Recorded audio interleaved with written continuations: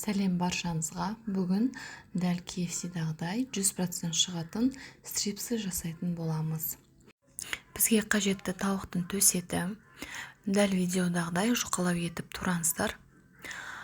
Сонда дайындалуға көп уақыт алмайтын болады. Суық сумен 1 рет шайып аламыз. Одан кейін салфеткамен көмегімен барлығын құрғатып шығамыз. Қара бұрыш себеміз, тұз, ұсақталған чеснок, 2 шай қасық салсаңыздар жетеді.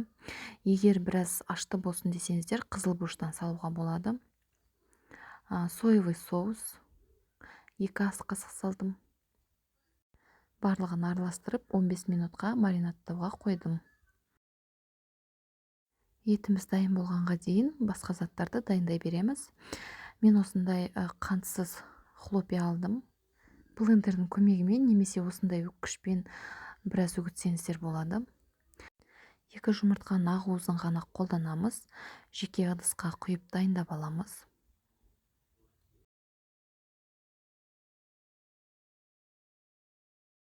Майымыз қызғанға дейін стрипсыды дайындап аламыз. Ең алдымен ұнға аунатамыз. Одан кейін ақ-уызға аунатамыз. Одан кейін хлопьяға аунатып, барлығын дізіп шығамыз. Қызып тұрған майымызға осылай бір-бірден салып, қызарғанға дейін пісіріп аламыз. Стрипсыларымыз осындай әдемі болады. Дәл KFC-дағыдай сырты қытырлақ, іші жұмсақ болып шығады. Міндетті түрде жасап көріңіздер. Ас болсын.